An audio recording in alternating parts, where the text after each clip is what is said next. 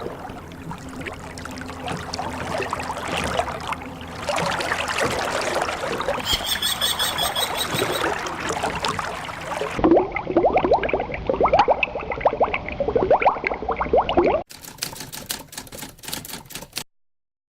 Friends, आज हम discuss करेंगे lecture number 5. We have discuss 4 lectures, so let's discuss this fifth one. So the 21st question, हमने 20 questions already discuss कर लिए हैं. Now let us discuss the 21st question. You need to find the missing term. What term should come in place of this question mark? So see the series. The series is 20, 19, 17, then question mark, then 10 and then 5. तो हम देख सकते हैं कि numbers कोई बहुत ज़्यादा heavy term से डिक्रीज नहीं हो रहे. ओके, जो डिक्रीज है वो बहुत कम है, छोटा डिक्रीज है, कोई ज़्यादा बड़ा डिक्रीज नहीं है. तो डेफिनेटली यहाँ पर कुछ सब्ट्रैक्शन या फिर एडिशन ही कुछ हो रहा होगा. लेकिन एडिशन भी नहीं हो सकता क्योंकि टर्म्स डिक्रीज हो रहे हैं. सो डेफिनेटली सब्ट्रैक्शन की ही पॉसिबिलिटी यहाँ पर बनती है. सो यू कैन सी 20 से 19 इज -1 एंड देन 19 से 17 इज -2. ओके, देन 17 से question mark I don't know, then question mark से 10 again I don't know, but मैं देख सकता हूँ कि 10 से 5 इट इज़ -5. सो -1 -2 देन दो टर्म छोड़ने के बाद -5. सो अगर यहाँ पर -3 और -4 हो जाता तो शायद ये सीरीज कंप्लीट हो जाती. ओके, 17 -3 इज 14 एंड 14 में से -4 करूँगा तो it will become 10. So what I can see is यहाँ पर डेफिनेटली 14 ही आना चाहिए. So the correct answer for this question must be 14. Okay, it's a very simple question. Then let's move to 22nd. The series is 18, 21, 25, 18, 29, 33, 18 and then question mark. I can very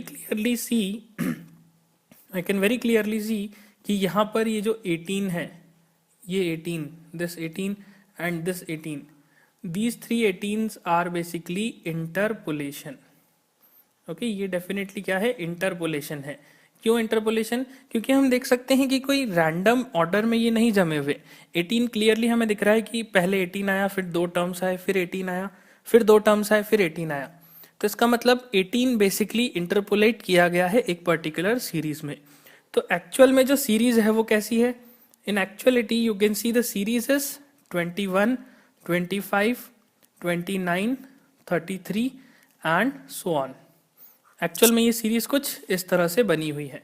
so definitely यहाँ पर अगर हम pattern को determine करने की कोशिश करें तो you can very clearly see कि 21 से 25 इट इज़ +4, देन 25 से 29 इट इज़ +4, देन 29 से 33 again it is +4.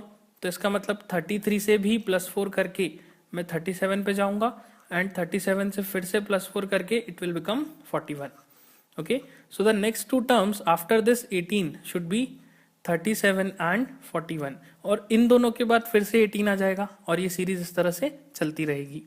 So definitely यहाँ पर इंटरपोलेशन भी है और ये वेरीफाई भी हो गया कि +4 is the term that need to be added, okay, every time. So the correct options for these 2 question marks is 37 and 41. So option D is correct. You can see why, because 18 clearly interpolated किया गया है, हमें clearly यहाँ पर दिख रहा है. Okay, then let's move to the 23rd. The question is 20, 20, 17, 17, 14, 14, 11, then question mark and then question mark.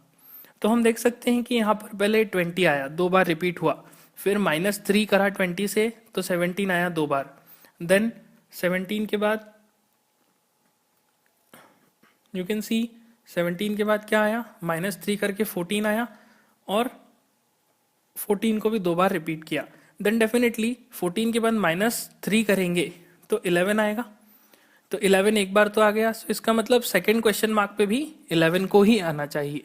और ये 2 11s के बाद अगर मैं वापस -3 करूंगा इट शुड बी 8, तो 2 बार 8 आना चाहिए. लेकिन हमारे पास 2 ही क्वेश्चन मार्क्स हैं, तो इन 2 क्वेश्चन मार्क्स में पहले क्वेश्चन मार्क पे 11 आएगा और दूसरे क्वेश्चन मार्क पे 8 आएगा. Okay, so the next 2 term for this series is 11 and 8. It's very easy to identify because series आप देख सकते हैं बिल्कुल क्लियरली यहाँ पर दिख रही है series. Okay, then let's move to 24th. Series is 3, 8, 13, 18, 23, 28, 33, then question marks. I can very clearly see कि सीरीज कोई बहुत तेजी से नहीं बढ़ रही, स्लोली इंक्रीज हो रहा है, तो यहाँ पर डेफिनेटली एडिशन ही हो रहा होगा. तो देखते हैं क्या एडिशन हो रहा है. 3 से 8 इज +5, 8 से 13 इज अगेन +5, 13 से 18 इज अगेन +5, देन 18 से 23 इज अगेन +5. सो डेफिनेटली यहाँ पर +5 की सीरीज बन रही है. कोई डिफिकल्ट क्वेश्चन नहीं है, बहुत ही सिंपल सा क्वेश्चन है ये. सो 38 में 33 में भी +5 करूँगा, इट वुड बिकम 38, एंड 38 में फिर से हम +5 करेंगे and it will become 43. So दो टर्म्स हो गए 38 and 43. So correct answer is option C. Then 25th question, 1240, then question mark. You can see series बहुत तेजी से डिक्रीज हो रही है, तो यहाँ पर डेफिनेटली डिवीजन ही हो रहा है. ओके, डिवाइड किया जा रहा है. किसको किससे डिवाइड किया जा रहा है हम देख लेते हैं. आई कैन सी कि अगर मैं 1000 को 5 से डिवाइड करूं, ओके, इट विल बिकम 200. 200 को फिर से 5 से डिवाइड करूं तो 40 बनेगा. तो 40 को हम 5 से डिवाइड करेंगे तो क्या बनेगा, 8. सो डेफिनेटली यहाँ पर क्या आएगा, 8. So these are the 5 questions. बहुत ईजी थे, लेकिन हाँ कुछ कुछ क्वेश्चंस में हमें कुछ सीखने को मिलता है, जैसे कि इंटरपोलेशन वाले क्वेश्चन में.